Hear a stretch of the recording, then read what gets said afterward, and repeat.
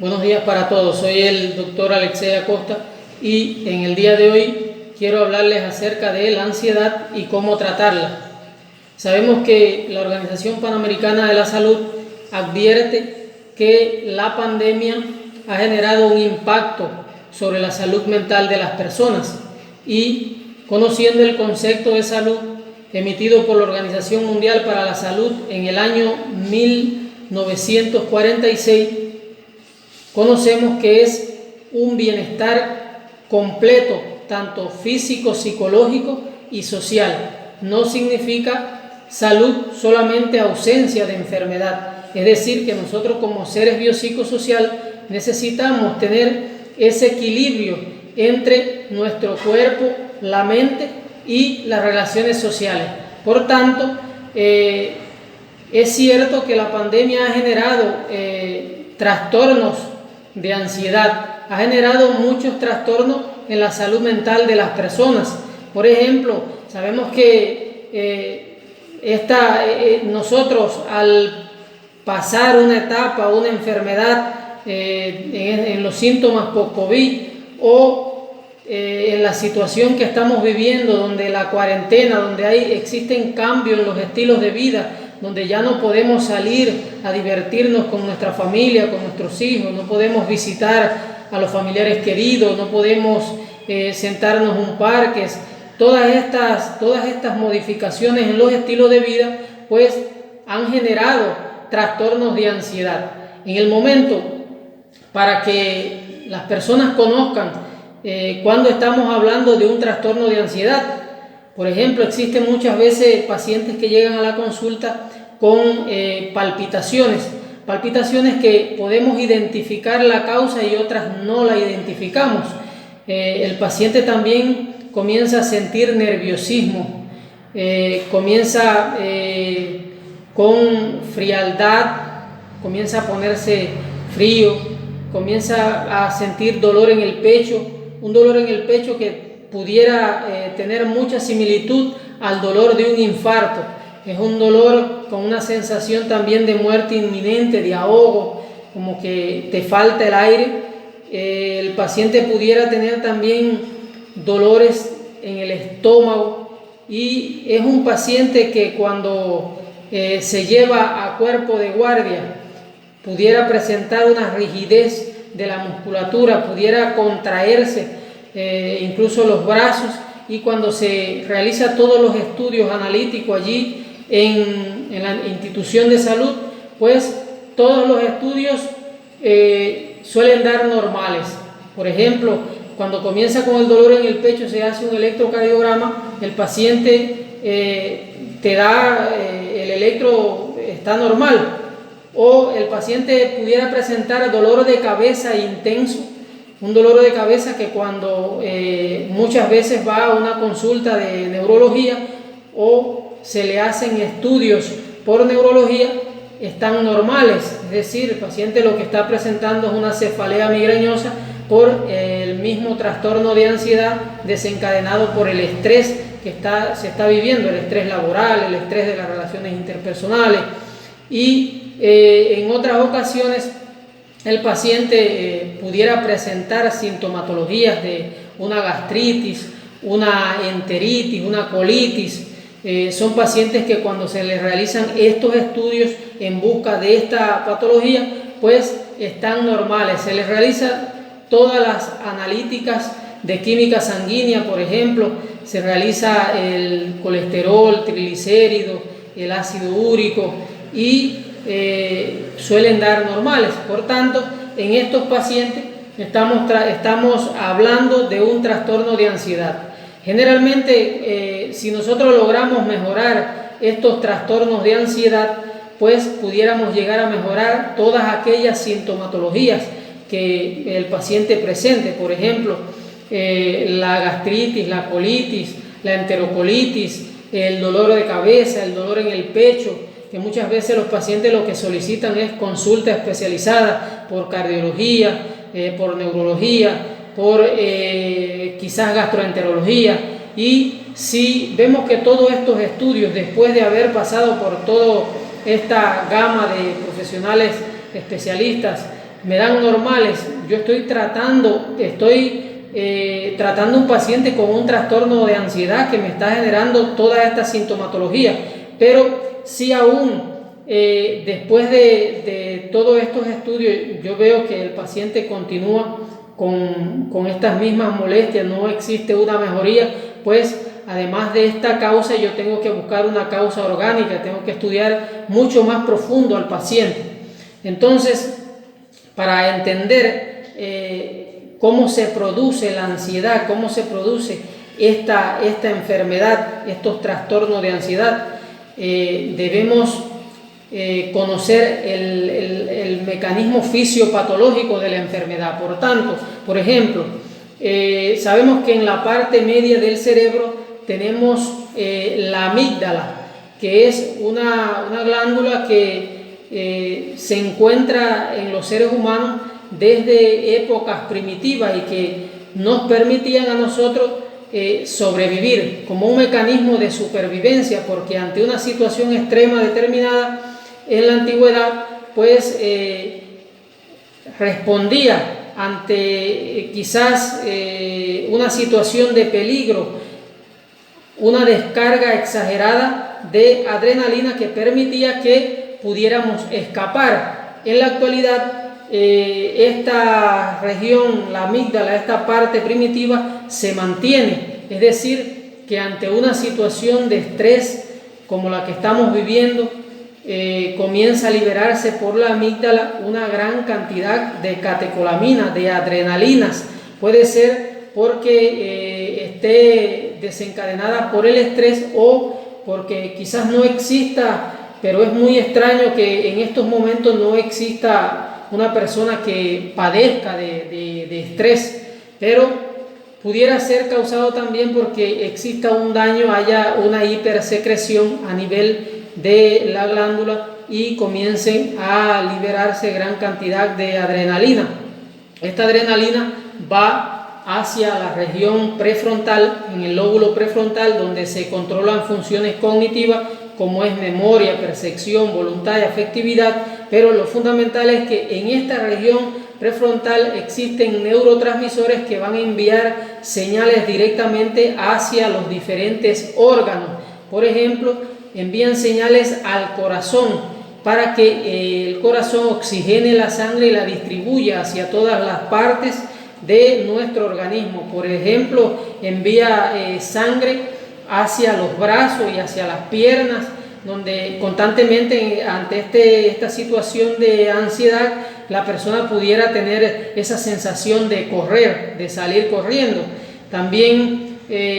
va a sentir taquicardia porque inmediatamente se activan las 4 propiedades básicas del corazón. Ante esta descarga de adrenalina, el corazón comienza a trabajar fuertemente y es la palpitación que presenta la persona, la taquicardia, pero a la vez pudiéramos ver una palidez en la persona porque la sangre sale de la piel, o sea, de la región, de la parte periférica y se concentra en el centro o en los órganos vitales, fundamentalmente para este mecanismo de supervivencia. Tenemos que conocer este mecanismo fisiopatológico para luego saber tratar a esta persona con trastorno de ansiedad. Nosotros debemos conocer que existen diferentes tipos de ansiedad. Está la ansiedad, puede ser leve, moderada y puede ser severa. En el caso de la ansiedad severa, ahí estamos hablando de los trastornos de pánico. Es una ansiedad, un trastorno de ansiedad que provoca limitaciones en las actividades normales. La persona no puede salir de casa, no puede realizar ningún tipo de actividades que antes realizaba, es decir, que es incapacitante, le provoca muchas limitaciones en la vida de la persona, siente un miedo extremo. Y en el caso de los trastornos de ansiedad leve, son para que más o menos pudiéramos identificarlo, es como un nerviosismo, es aquel nerviosismo, es aquella fobia, por ejemplo, si llegamos a un lugar determinado donde vamos a dar una conferencia, una charla y nos sentimos nerviosos, estamos presentando una ansiedad ligera, o estamos llegando a un lugar, entrando a un lugar donde existe quizás insectos a los cuales nosotros le tememos, por ejemplo, porque tenemos una fobia a ese tipo de insectos, pues estamos generando un trastorno de ansiedad también, que es leve y puede ser que lo veamos o no, lo identifiquemos o no, porque ya la persona entra a ese lugar donde quizás sepa que puede existir o pueden haber esos tipos de insectos, y el paciente ya comienza a presentar ese nerviosismo, ese trastorno de ansiedad, y aún no lo ha visto. Pero también pudiera presentar un trastorno de ansiedad, por ejemplo, un tipo de fobia específica, a montarse en un avión, en un elevador, y entonces nosotros debemos identificar todas estas causas para luego poder realizar un tratamiento específico en esta persona. Sabemos que cuando la persona comienza con taquicardia, esa taquicardia es donde el corazón comienza a trabajar y enviar oxígeno bastante hacia todas las partes del organismo. Entonces esta taquicardia hace que el corazón se contraiga y se relaje rápido. ¿Ves? El corazón, en la medida que se contrae y se relaja, llega el momento que ya no se llena adecuadamente, es decir, no lleva oxígeno hacia la periferia, y esto va a desencadenar un mecanismo de hipoxia, es decir, existe una hipercapnia, aumenta el dióxido de carbono, disminuye el oxígeno, y al disminuir el oxígeno hace que el paciente se ponga rígido, se contraiga toda la musculatura en su organismo y se acumule el ácido láctico. Hay una concentración de ácido láctico. Por tanto, en los casos de que nosotros no identificamos la causa específica del trastorno de ansiedad y el paciente llegue a cuerpo de guardia, solamente con suministrar oxígeno por vías nasales podemos llegar a controlar ese trastorno de ansiedad, y la persona pudiera llegar a relajarse. ¿Por qué? Porque estamos suministrando oxígeno que llega a través de todo el organismo, va hacia todo el organismo a través de las fosas nasales, comienza a disminuir el dióxido de carbono, aumentar el oxígeno y disminuye la producción de ácido láctico, y comienzan a relajarse nuevamente los músculos, y el paciente logra disminuir, mejorar la sintomatología. Cuando hablamos del tratamiento, ejemplo, del trastorno de ansiedad, porque ya conocemos la causa, el mecanismo fisiopatológico, nosotros vamos a tener en cuenta que existen medicamentos que son ansiolíticos, que son tranquilizantes menores, es decir, que estos medicamentos actúan sobre los neurotransmisores que provocan ese aumento de la noradrenalina a través de la glándula pineal y de la parte prefrontal del cerebro. Es decir, son estos mecanismos ansiolíticos que vamos a utilizar, pero estos tratamientos ansiolíticos, pero estos tratamientos tenemos que tener en cuenta que pueden generar una dependencia. Tenemos que saber cómo vamos a utilizarlo, que debemos utilizarlo siempre una dosis mínima en el paciente, que sabemos que estos medicamentos después de 30 días utilizándolos pudieran generar una dependencia farmacológica, y a la hora de retirar los medicamentos ansiolíticos debemos retirarlos de forma paulatina, disminuyendo la dosis para no desencadenar un efecto de rebote en el paciente, porque luego se revierte toda esta sintomatología y en vez de inducir el sueño va a disminuir, va a provocarme insomnio en el paciente, y este insomnio donde el paciente no puede dormir me desencadena mucho más trastorno de ansiedad, porque el paciente no puede descansar. Es decir, que si yo logro que el paciente duerma, pues toda la sintomatología mejora, la sintomatología del trastorno de ansiedad, porque cuando la persona duerme durante la noche va a secretar, a liberar gran cantidad de hormonas de crecimiento, GH, que estimula todo el sistema inmunológico, estimula los leucocitos y los linfocitos T, es decir, que mejora extremadamente toda esta sintomatología. Pues ya conocemos cómo vamos a utilizar estos medicamentos ansiolíticos. Tenemos que tener en cuenta, existen también fitofármacos, son medicamentos utilizados de las plantas medicinales que ellos no generan esta farmacodependencia y también me pueden llegar a disminuir este trastorno de ansiedad. Podemos utilizar estos medicamentos con el objetivo de controlar el trastorno de ansiedad sin tener que llegar a utilizar estos fármacos controlados, como es el cloroazepóxido, el nitrazepam, el clorazepato, el alprazolam, el clonazepam. Son medicamentos que sí el diazepam, que sí me pudieran llegar a generar esta dependencia. Bueno, sí conocemos algunos fitofármacos, por ejemplo el Pasinerval, la pasiflora, la valeriana, que son medicamentos que podemos utilizar hasta 3 veces al día y me pueden llegar a inducir el sueño y a disminuir este trastorno de ansiedad. También podemos evitar, a la hora de tratar el trastorno de ansiedad, tenemos que ver que si nosotros hacemos ayuno prolongado, es decir, nos encontramos con el estómago vacío, nuestro cerebro pudiera identificar ese estómago vacío como un dolor, porque te genera un dolor, y ese dolor pudiera desencadenar todo este mecanismo de estímulo de liberación de catecolamina y generar mucho más trastorno de ansiedad. Por tanto, debemos, a la hora de tratar el trastorno de ansiedad, evitar los ayunos prolongados. También debemos tratar el insomnio en caso que el paciente padezca de insomnio. Existen algunos pacientes que padecen de insomnio crónico y no solamente el insomnio pudiera estar desencadenado por un trastorno de ansiedad, aun cuando el trastorno de ansiedad desencadena el insomnio, pudiera provocarme el insomnio, pero cuando no es por esta causa, si no lo trato, pues me genera mucho más trastorno de ansiedad. Es decir, que sabemos que la persona pudiera llegar a alcanzar el sueño por la liberación de una hormona conocida que se libera por el cerebro, que se conoce como melatonina. Esta hormona se libera 2 veces en la noche, puede ser 10 o 11 de la noche, en las primeras horas de la noche y luego en la madrugada. Si nosotros tenemos una disminución en la liberación de esta hormona, pues podemos padecer de insomnio crónico. Y existen fármacos también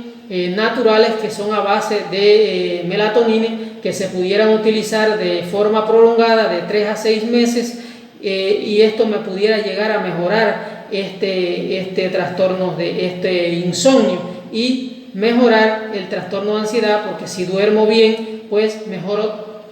bastante toda esta sintomatología. Otra de las causas que nosotros debemos tener en cuenta a la hora de tratar los trastornos de ansiedad es las sustancias que pudiéramos estar consumiendo. Evitar el consumo de sustancias estimulantes como el tabaco, el cigarro, el café, el alcohol, algunas sustancias energizantes que utilizamos para mantenernos activos, por ejemplo, para practicar deporte. Estas sustancias pudieran desencadenar todo este mecanismo fisiopatológico y producir mucho más trastorno de ansiedad. Tenemos que evitarla. Y en el caso de aquellos pacientes que quizás presenten trastornos de ansiedad por una fobia, por ejemplo, un trastorno de ansiedad ligero, podemos buscar la ayuda en las terapias cognitivo-conductual. Existen terapias cognitivo-conductual que la pudieran trabajar algunos psicólogos, donde te enseñan a poder mejorar todo este tipo de fobia. Por ejemplo, si tenemos fobia a montar en un avión, pues ellos trabajan primero mostrándote fotos de algunos aviones, y poco a poco se va trabajando hasta que la persona va disminuyendo este trastorno de ansiedad, que pudiera incluso desencadenar una crisis de pánico, que ya es un trastorno de ansiedad severo. O si el paciente tiene miedo subir un elevador, por ejemplo, primero se entra en el elevador, sale entra, sale, hasta que se va adaptando, se va acostumbrando, va mejorando todo este tipo de fobia, hasta que luego ya el paciente sube y baja el elevador. Así se puede tratar también a través de terapias cognitivo-conductuales. Es importante que sepamos que la alimentación es importante también a la hora de trabajar la ansiedad, porque en el caso de que la persona presente ayuno prolongado, se pase muchas horas sin ingerir alimentos, el organismo generalmente va a pedir alimentos que contengan mayor carga energética, es decir, te pide comer mucho más carbohidrato y mucho más azúcares, y el azúcar es una sustancia estimulante también y que te genera más trastorno de ansiedad. Los carbohidratos también te generan mucho más trastorno de ansiedad, y tenemos que tener en cuenta todo esto, porque el comer demasiado alimento te puede desencadenar trastorno de ansiedad. A la vez este trastorno de ansiedad pudiera generar que la persona ingiera mucho más alimento, o a la vez pudiera también perder el apetito. Ese trastorno de ansiedad pudiera provocar anorexia, y a la vez esta pérdida a la persona no ingerir el alimento, pues me genera mucho más trastorno de ansiedad, como habíamos explicado anteriormente, porque un estómago vacío el cerebro lo identifica como dolor y comienza a liberar toda la adrenalina, todas esas descargas adrenérgicas que me desencadena toda esta sintomatología. Bueno, esto es más o menos lo que quería hablar acerca del trastorno de ansiedad, porque en este momento la situación que estamos viviendo, que está viviendo el mundo con la pandemia, existen muchas personas que están presentando estos tipos de trastorno de ansiedad, y es necesario que conozcamos que también pudieran estar reforzados por algunas enfermedades crónicas, algunas enfermedades endocrino-metabólicas, como es el caso de los trastornos del tiroides, en el caso de hipertiroidismo, hipotiroidismo. Generalmente la persona presenta trastorno de ansiedad como sintomatología de esta enfermedad de base.